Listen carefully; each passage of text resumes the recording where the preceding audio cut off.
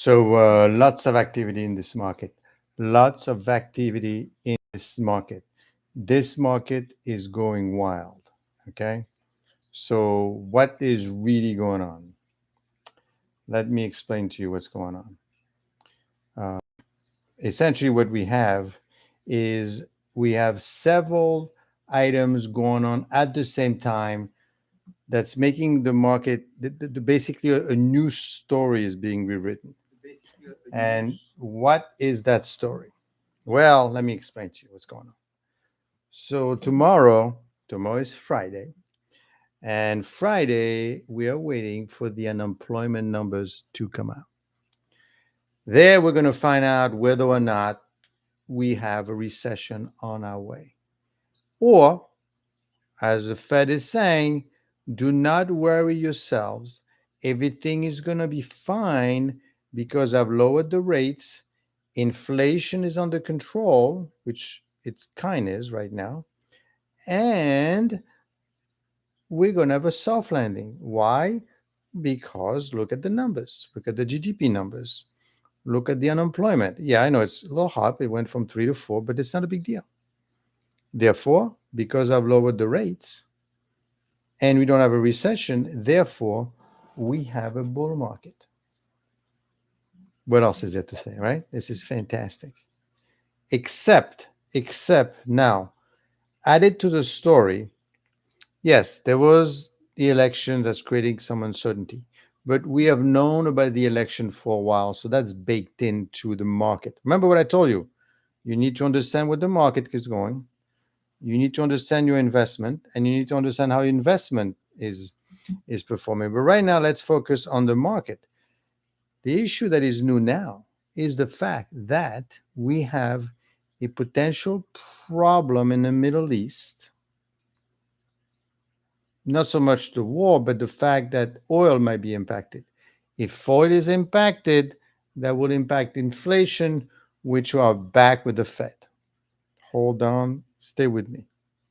Then we also have the strike that is happening. That is kind of new. So the market is digesting this information.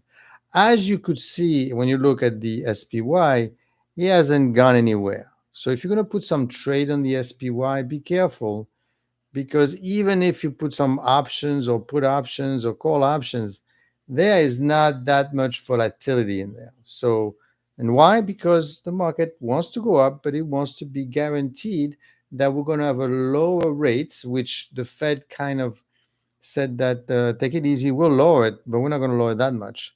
But now there's also, in addition to the war, in addition to the strike, there's also the possibility that if a certain person wins the White House, that person is going to be doing things that are going to basically impact the amount of money coming into the system. Meaning, if you have tariffs, if you have more tax cuts and things like that, that could potentially impact inflation, because it's inflationary, right? Things are going to be more, there's going to be more money in the system.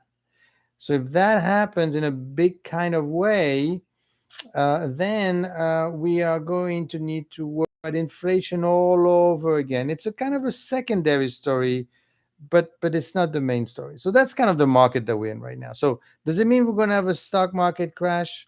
I don't think so. I mean, at the end of the day, when we have had several threats with the war, they're going to go back and forth. No one really wants a full-fledged war. Who's going to fight the U.S.? The disaster would be for them. They don't want that. They may be threatening with the oil, but then again, do we want to have problem with inflation in the middle of an election year for the? So there's a lot of things that we're not privy to. We're not going to try to guess, but we still want to make money in this market. So what you need to do is you got to dive. You have to dive silent and you have to dive deep.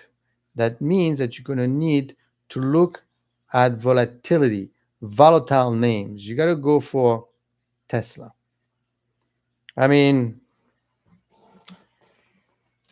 Tesla is suffering right now, right? Let's take a look at Tesla right now. Let me show you what's going on with Tesla. and I will show you what the move is on this name. I think you're gonna like it. Okay, so let's take a look. Let's take a look at Tesla right. So this is um, this is what's going on with Tesla. Okay, so if you look, let's go back, right? So basically, let's go back further. Let's understand. Now, this is the part where we understand the way the name trades, right? This is the risk of the price itself, right? Of the stock itself. As you could see, since September, the name has been creeping up and creeping up and creeping up because essentially, well, before it was creeping up, it was creeping down since July, right? Now, why is it creeping down with July? It's the same thing with GCT. It's the same thing with ECMR. And I told you that, right? Basically, in July, they said no more Magnificent Seven. We do not like those names anymore. We have paid too much for them. We need a new direction. We need lower rates. We need a new president. We need a lot of things here. So it's a big mess. It's very confusing. So since that name, the name has been coming down. Now, after August, and they say, okay, you sure you're going to give me a rate cut? Yes. So you got the rate cut. And then the market start focusing on something else with Tesla, which is essentially this October 10th robo taxi event. Now, we're going to talk about this a little bit more in detail to understand. That's going to be the part about the name itself. But let's understand how this name trades, right? So right now you could see that it is hugging very closely, right, the 20-day moving average, right? It's hugging it. So basically, if you're here, you get away from it for a while, get ready to take a loss, and you did. It goes away from it. Be aware that it needs to go back up, and I did this and that, but you want that. You want that wonderful volatility. Now, what has been happening more recently? Well, today, right, we opened very wide, and then we've been losing steam. And in fact, we started losing steam yesterday, and I will explain to you what happened with the deliveries. The market is really, really, really is a child. Gets upset very quickly, but that's okay. You could take advantage of that, right? The day before we opened to 58, we lost 10 points. Boom, then we kind of recover, and then we didn't know what we're doing. And then we opened wide, and then we lost it all over and back to 238, and we kind of closed there, right? So, but again, as you could see, if we were to trade in real time, right, you would see that we first get away from the 20-day moving average, and then we hug it back again. And then we lose it for a while, and then we're going back. And then we lose it, and we're going back. And we lose it, and we're going back. So we're kind of hugging the 20-day moving average very, very, very closely. So what does it mean for you? Well, it means that it's time for us to take advantage because the name, look carefully. We're at 240, right? 240. The last time we were there, we were in September 23rd. We were at 240. We've been going up from the 220, the 225, but keep in mind that this name was as high as 260 this year, right? So we're not far from. We just want to go up. We just need a reason to do it, and we might just have a reason to do it. What do I mean by that? What do I mean by that? I mean by that Tesla is now ready to take off. Now is the time to put maybe some option on the table, maybe even buy the stock for the long-term gain, right? Why? Because we now have um, the October 10th event. What's going to happen at the October 10th event? That is a question. So let's take a look at what people are saying about Tesla. Let's learn. This is the part now we need to understand what's going on with Tesla and put it into some sort of a perspective. Okay. So first of all, let's see exactly what is it that the Tesla, right? Um, let's think about what's going on with Tesla first of all. Okay, so let me share my screen with you. Here to discuss is RBC Capital Markets. Anthony Ryan has a 224 target and a Tesla. And Tom, I just wonder if you think any of this goodwill around this month's delivery number is deserved right now. We're also seeing it on a relative basis, which is, I think, how most auto investors. Now, this was before they released the delivery numbers, which was kind of quote unquote disappointing. But let's see exactly what happened. Look at versus what's happening in the rest of the industry. This Stellantis profit warrant comes on the back of 3 other profit warrants from European automakers in just the past couple of weeks. So I do think a lot of folks are looking for safety. Tesla, interestingly, it seems to be a place where they can get that. Yeah, some of the EV numbers out of like France and Germany for August were so horrible. Is there a share shift happening over there? No, it's a complete market dynamic. You saw incentives get cut at the end of last year in Europe, especially in Germany. Now, keep in mind that at 257, that was a couple of days ago, we are now at 240. So since then, a few things have happened, especially having to do with delivery numbers. But let's get a feel for what the company is all about and how strong it is. And also just pricing is just too high over there. You will get some relief in 2025, though. Remember, these OEMs have to make a very severe CO2 regulatory cliff, so that will come back. But definitely that softness in EVs is being felt very severely. We do think incentives will have to come back, especially in Germany. That should help a little bit in 2025. I mean, deliveries this week, but then the robo-taxi day the week after. And I do wonder how much of this is optimism and excitement over that. Here's a robo-taxi I've been telling you about. And starting to price in what that might look like. Yeah, that's fair, right? And the stock has run quite a bit. It's run, past my price target as well, notably. So sure, folks are looking at. So he seems to be doing what he's talking about because the price has gone back to 240. So this guy might know what he's talking about. Optimistically on robotaxi and what that could mean.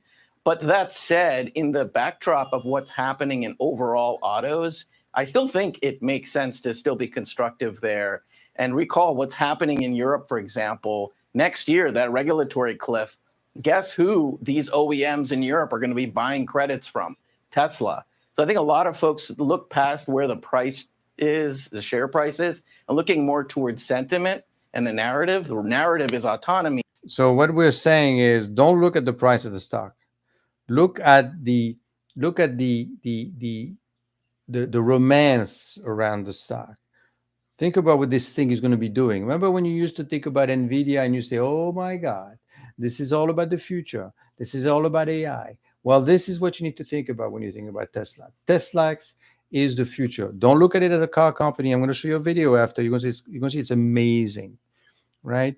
So that's what you need to believe. And this is what you need to think when you're going to get invested in this stock, because lots of opportunity, because this could be a game changer. Sentiment is numbers beating. These regulatory credits are going to be pretty big. Then you have energy storage. Deliveries look like they're going to be fine. So on a sentiment basis, which is, I think, how this stock trades, I acknowledge it could be a sell the news type event, robotaxi, but the day. But I do think there's enough inertia now, given how the rest of autos is trading, that it could still catch some support. Is a return to the highs on Tesla anywhere in your modeling right now?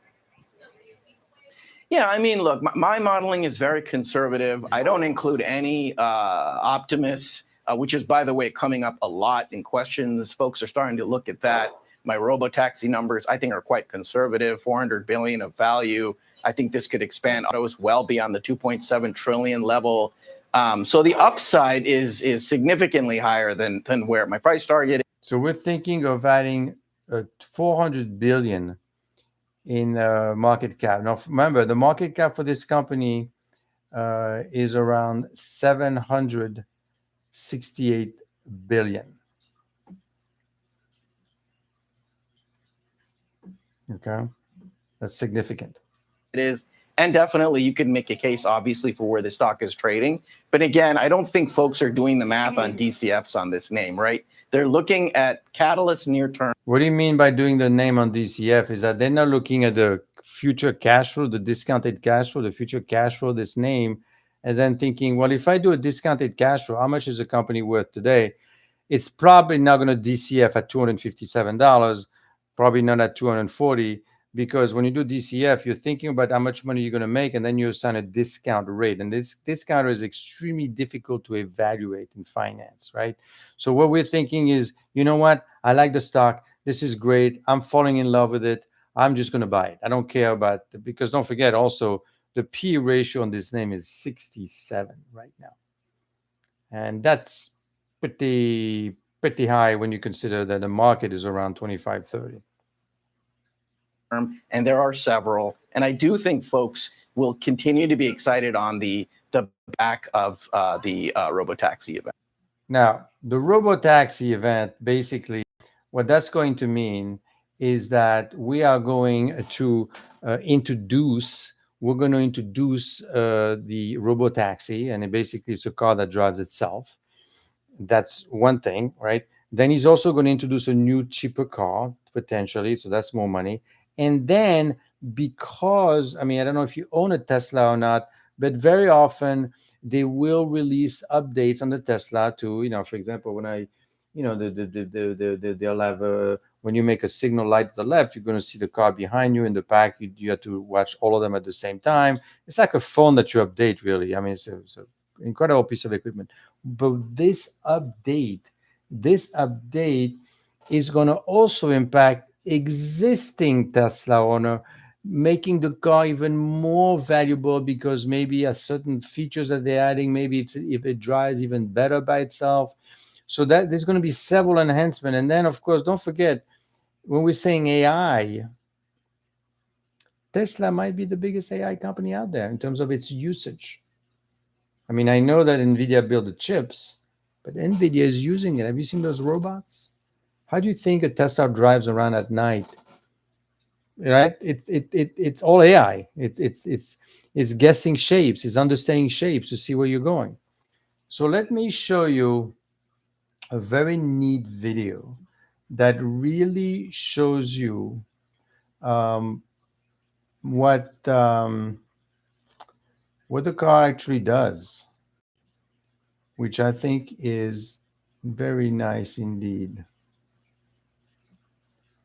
A new version of actually Smart Summon, and I got you, I have been absolutely blown away by the improvements I'm seeing in just one single update. As you probably know, I always try to push the limits as much as possible to show you what it's doing well and what it struggles with, but I had a difficult time finding the limits on this version. And as you see some of the situations I put it through, I think you're gonna agree that I mean, look at this thing. It's driving itself. I know you're going to say, well, what does that have to do with me? Well, this is revolutionary. How is it revolutionary? Because technically the robotaxi at some point is going to, okay, it drives itself, but that's one thing. The point is that, the idea, and I think it's happening a little bit on the West Coast already, but if we're looking at what's going on, for example, with Uber, right? When somebody comes and gets you in an Uber, the car is going to come by itself. It's going to pick you up and it's going to drop you off. Maybe it does this to your own Tesla. So you could Uber out your Tesla. I mean, in the future, what do you need a garage for? You could summon your Tesla to come here and pick you up. You could save real estate. I mean, this thing is big. Is huge. You may not, if you're not driving a Tesla, you may not really comprehend it. They say, I want to drive my own car. Yeah, but the point is that this is going to take off. Wasn't from a lack of trying. And people's reactions to seeing no driver just never get old. You can see it squeezing its way through here, even while pedestrians walking around it, which is something the previous version struggled quite a bit with. There obviously is still a big bias towards pedestrian safety, but it doesn't feel like it's scared of them anymore, and it's driving much more naturally. And that's not all. There's actually a ton of other quality of life improvements that make me way more confident while using it, which we'll go over in a bit. But first, just check out how naturally it handles driving to the front of this store to pick me up. It's slowing down enough to give all the pedestrians. Now remember, it's coming to pick him up. He's not in the car. pedestrians around the right-of-way, but never comes to a full stop, which does a really good job of showing its intentions. Then, as soon as the lady on the right-hand side with the cart stops to give it the right-of-way, it immediately proceeds. There's a lot of really small nuances to situations like that, and judging by the fact that nobody even really seemed to glance twice at the car, I'd say it's handling those nuances ever. And do you remember how long it took for the car to get moving after pushing the summon button on the last version? Well, now it's big. You see what I mean? He's not in the car. The car is driving itself. Now, I'm not asking you to buy a Tesla, obviously. You do what you want. I'm asking you to see the possibility. I'm asking, remember, the stock market is all about telling a story. We're telling a wonderful story. Now, you may not believe it yourself. You may say, or you may not have Tesla where you live, right? But the point is, this is a wonderful story. This is a fantastic story, right? This is a positive story. It's gonna get people too excited. Now, what's going to be interesting on October 10th when we have the robo-taxi event is that they're not inviting financial people over. It's just for the population to come in and enjoy it and be amazed. So it's going to be a wonderful feeling of rebranding and newness. And maybe they may even think of, oh wow, this is AI at its best. Who knows? The point people are going to like it. People are going to love it. And what you want, obviously, because you're going to own some way for you to make money, the short option, a call option, a stock, or whatever, you're going to fly with it. Right now, I don't know how long it's going to last, because at the end of the day, Tesla is very expensive. Now, obviously, when I say expensive, if you look at the forward P, it's around 76. So unless the company is able to increase its earning estimate for next year by a lot, it's still a very, very, very, very dangerous name to play with, because as we found out recently, when the stock didn't do, when the delivery weren't there, we got hit pretty hard.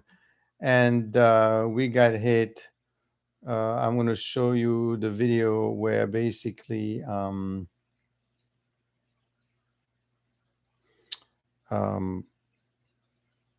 let's take a look at the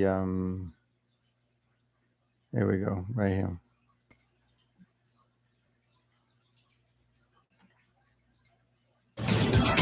We do have it, Carl, and the estimate. Tesla delivering 462,890 Now that was the day after. That was yesterday. vehicles in the third quarter. The estimate on the street was for 462,000. So we're not going to see a whole lot of reaction. I mean, people, they got 462 and they were expecting 460. In Tesla shares today. This is the first time since the fourth quarter that Tesla posted a gain, a positive year-over-year gain, or an increase, I should say, in sales. Last year, they're roughly in line with where they were in terms of total deliveries. But this is the number that people were expecting, 462,890, producing 470,000 vehicles in the fourth quarter, or excuse me, in the third quarter. And we also have the date for when Tesla will report its Q3 numbers, which is on the 23rd after the bell. So again, Tesla coming in as expected, 462,890 vehicles. As expected, and we're down 2.34% yesterday, and today we are down another 3.36%. Just a smidge more than the street was expecting. Guys, I'll send it back to you. Hey, Phil, I'm going to bring you into the conversation we were just having because Jim was bringing up the idea, at what point does the increasing number of EVs actually start to affect the demand for gasoline? I don't know when we get to that point. I mean, we're still very low percentages, aren't we, in terms of ownership we're not worldwide? There. We're not there, We're David. not, right? Yeah. Yeah, worldwide, I mean, you definitely are seeing the growth in China certainly impacting the demand for ICE vehicles in that market, which is the largest market in the world. So as you could see, we have more and more interest around, again, against the electric car. Now, all I care about at the end of the day, as I tell my students all the time, I don't really care about Tesla. I don't really care what's going on. All I care about is the story, right? And how it will impact the price. Because right now, before I was telling you about the stock market, what's going on with the Fed and the rates and all that. Then I talked to you about the stock price, and you could see how it hugs the 20-day moving average. Now we're talking about the company itself. I mean, you need to know what you're buying. You need to understand what you're doing. And this is what I always say about this channel. This channel, which is called the Smart Investor, is about educating yourself through what this chart are telling us, through what these people are telling us. Now, of course, you got to make sure you understand who's talking to you, right? They're talking their own games, but that's okay because you could use that. My goal is for you to understand what is happening so you could take the opportunity, right? Right now, what you need to understand is that you need to learn and understand the story that is being developed, which is right now a very positive story. In terms of vehicle sales, but we're not seeing it definitely here in the United States. In terms of vehicles sold, it's going to be about 9% relative to the rest of the market. ICE is still about, meaning 10% of cars in the US are electric. About 79, 80%, and then hybrids coming in at about 11 or 12%. So you're seeing the slow erosion in the ICE market, but definitely not to the point where you can say EVs are telling people, look, you don't need to buy an ICE vehicle, and therefore gasoline demand is dropping. Well, Phil, Jim, is this the last thing that happens before we start talking about autonomous and the big day? Because I've got to tell you, Phil, the expectation, yes. We don't have a lot of things out there that I just hear people are so excited about other than this day. It's really rather amazing. You see what I mean? It doesn't matter if it's real or if it's not real. The point is that everyone is listening and wants to hear about what Tesla is going to offer, which is going to be a new vehicle. It's going to be upgrade to the current vehicle, and of course, going to be the robotaxi. Yeah, absolutely. It is the thing that everybody is focused on for two reasons, Jim. First of all, we finally will get greater clarity about Elon's robotaxi vision, more than simply someday we're going to have these vehicles and they're all going to drive us out on the road. We've heard that for years. And frankly, I don't think it moves the needle anymore. What people want to hear next week from Elon Musk is first of all, what the vehicles will look like. And we've heard some things being leaked out about the possibility that it'll be a slightly different design, almost more of a micro car, if you will, as one possibility. And B, when will we see these actually start to go into the market, albeit in geofenced areas? They're not going to be widespread all over the world, but in geofenced areas. And how much clarity does he give us in terms of the growth that he expects? That's what people are focused on. And then second to that is also, do they tell us, look, in the meantime, we're all... Now, you notice, I mean, we got 462 versus 462.8, and look how much you're being punished. That's what's happening also with the market, right? We got the 50 basis points. We got the positive unemployment numbers. I mean, we'll see the real number, but the payroll were okay. We have the positive situation with inflation. So you say, but what are we waiting to have a bull market? You waited long enough. Now you're worried about the war. You're worried about the strike. Where the market is very fickle right now. And October, as you may not know, is a very, very, very volatile and fickle market. Around 30% of the volatility comes from October. So October is the month to be careful nonetheless. Also going to be focused on delivering a lower priced vehicle to the market. There is no doubt that when you look at the demand for the Model 3 or the Model Y, the reason those are so strong, so successful is because of the pricing that they come at. That's where the market in EVs is headed, lower priced vehicles. So if he comes out and he says, look, it has to be lower priced vehicle, right? It has to be lower priced vehicle because in Tesla, they are like 1/3 to 2/3 less parts than your regular car. I mean, if you have a Tesla, all you need to change are the tires, the windshield wipers, the water for the windshield wipers, maybe some filters for the air filter and the cabin filter, and the tires, and what else? The air condition, maybe, but that's it. You're sitting on a giant batteries. I mean, where I am, there are no dealership. There's no dealership. Why? Because you don't need one. You want to change your tires, you go to the Costco dealership or whatever. You want to change this, you go to another place to change it. There's nothing. So the cost is very minimal. That's going to change everything. I mean, it's already 10%. It's going to change everything. We're going to come out with something even lower priced and can give us some clarity there. I wouldn't be surprised if you see the shares move higher. But the details on Robotaxi, that's what people are focused on. Yeah, well, the Cybertruck, was that just a big mistake and a big waste of time in terms of getting them to that lower cost vehicle? David, I know, but it's Numbers they're are good. growing Numbers are deliveries. good. But numbers are good. Phil's right. Numbers are good for the Cyber. They're not huge at this point, David. Are they as big as the Model 3 and the Model Y? No. But they are growing production and growing deliveries. And look, Now, if some of you is thinking, well, this is too complicated. I mean, now you want me to understand. Well, you have to. How do you think you make money in the stock market? How do you think they make money in the stock market? Do you think they just sit there and let it happen? No, you got to make the effort. You have to understand what's happening. You need to at least understand what the story is. You need to educate yourself. And that's what I'm here for. So don't forget, subscribe to the channel and like it. I'm here to explain to you what is happening. I'm here to explain to you what they're telling you. I'm here to explain to you that on one hand, you've got the market. On another hand, you have the company. Another hand, you have the stock price movement. You need to understand all three. And that's for every single stock or investment you're going to be making. you see them more and more when you're out, driving around. I see them more and more, and not just in the areas where you expect to see them, where there's heavy EV adoption, but in areas where you don't expect to see them, you start to see them a little bit more. I wouldn't call it a failure. Look, did they zig while the market zagged in terms of looking for a lower price vehicle? Absolutely. And that's why Elon Musk did a 180 in the first quarter, and he said, we got to come out with a lower price vehicle. And that's what they're going to be expected to announce at the Q3 results. Well, for just next week. To go That's the one I was saying. They're going to announce a new cheaper car. back on the Cybertruck, they did pass the Mustang Mach-E sales in the month of July. Yeah. They're growing, Jim. They're growing. And look, I understand people will sit there and say, it's never going to be as big as the Model 3 and Model Y. It was never going to be as big as those.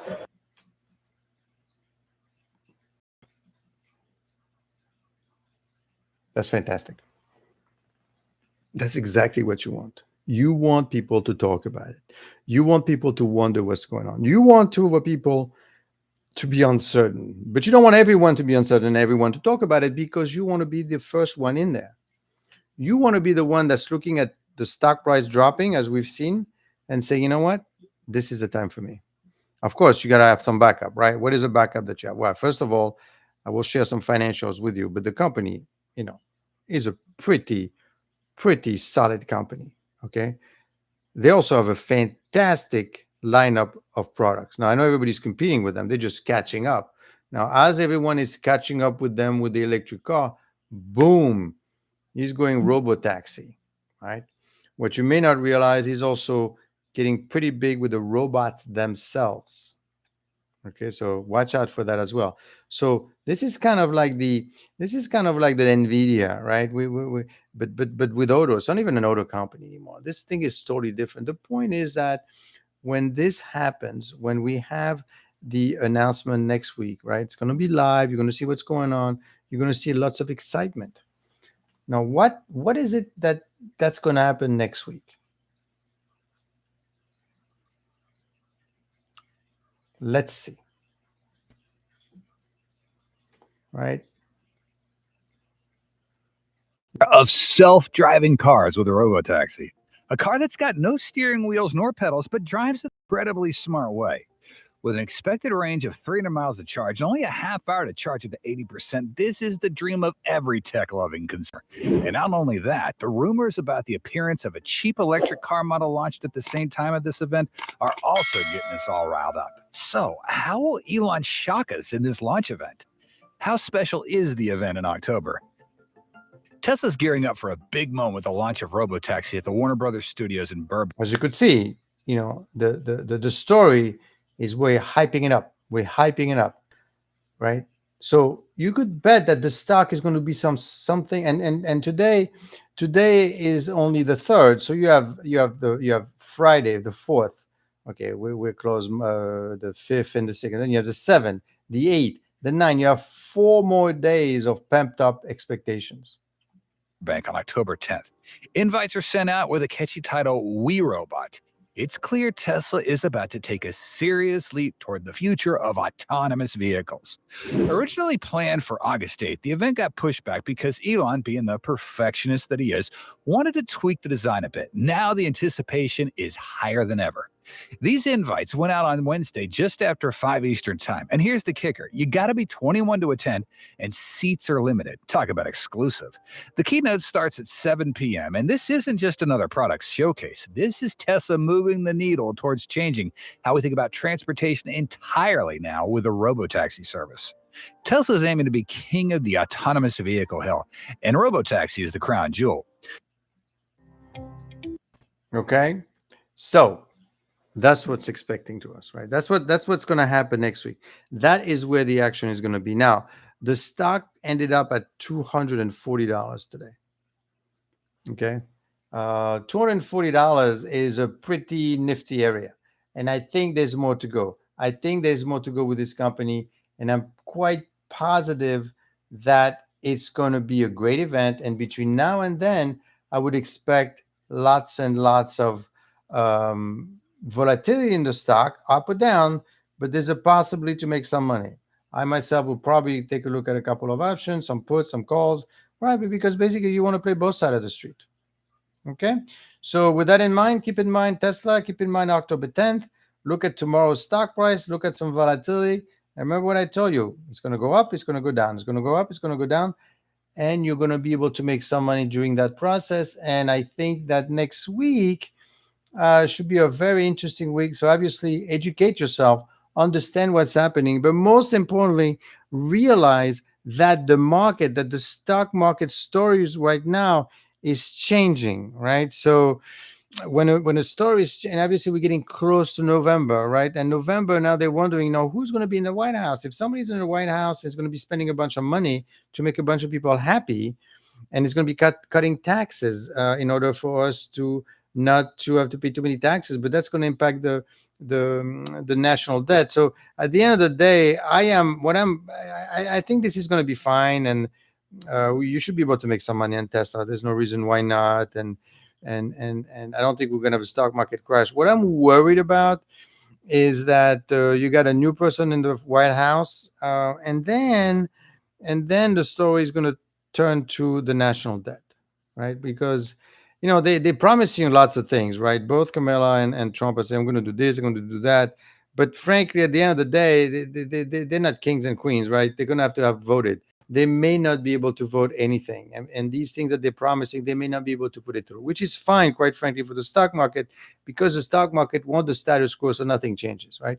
So, but if that's not the case, right? If Trump wins and he's got the Senate, then he could get some things passed. Now, you may agree with them, you may not agree with them, but if he's going to cut tariffs, if he's going to increase tariffs, that means that the stuff that you're going to buy, right, is going to be more expensive. Yes, obviously he's doing it to punish the other guy, because we're not using our own. But the thing is, the tariffs is going to make things more expensive for you, which means that then that you're going to have inflation start to bake in. And if inflation gets baked in, the only way for you to fight inflation, you got to raise up again.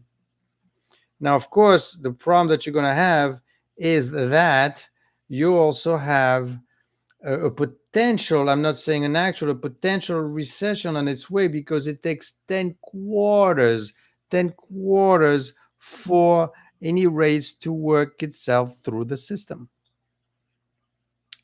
So then you have a recession coming with an inflation. I mean, that's a third story. It's not a developing story. It's a little story. Nobody pays attention to it. In any case, I would try to hedge my portfolio. I would definitely put some puts or do something to protect your portfolio just in case there's a big surprise. I had a couple of puts, made some money on those puts. I mean, if you go on my Patreon, you could see some of my trades. But when we had this surprise a couple of days ago and the market dropped, made some money, got out. Okay. So that's something to keep in mind going forward. Anyway, so let's see what happens tomorrow. Let's see what happens next week with Tesla, and it should be quite interesting, I must say. You could take that to the bank.